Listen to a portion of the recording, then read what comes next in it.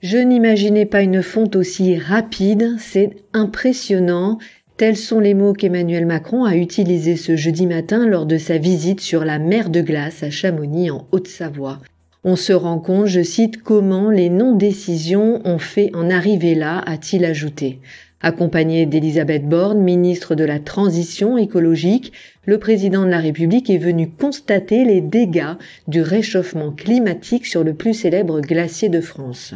Critiqué depuis plusieurs mois sur sa politique environnementale, Emmanuel Macron a promis un tournant écologique dans son quinquennat au lendemain d'un conseil de défense écologique qui s'est déroulé à l'Élysée.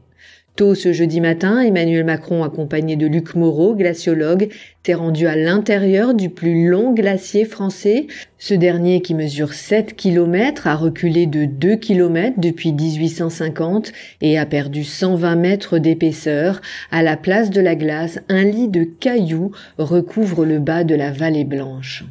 Après sa visite, le chef de l'État a tenu un discours à l'occasion du lancement de l'Office français de la biodiversité à Chamonix.